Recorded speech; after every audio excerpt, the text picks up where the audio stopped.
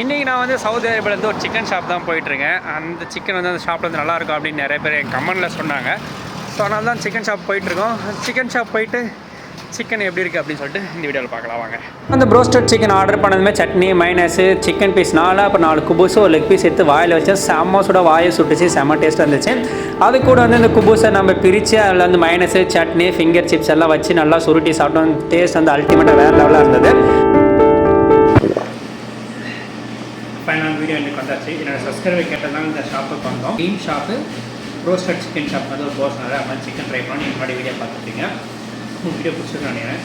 நீங்கள் வந்து Saudi அரேபியாவிலேருந்து Dammam இல்லை ரஸ்தனோராக இருக்கீங்க, நீங்கள் எதனா பிளேசஸ் போய் பார்க்கணும் இல்லை எதனா காட்டணும், உங்களுக்கு எதனா தேவை எதனா ஒரு இன்ஃபர்மேஷன் வேணும் அப்படின்னா கீழே கமெண்ட்டில் சொல்லுங்கள்.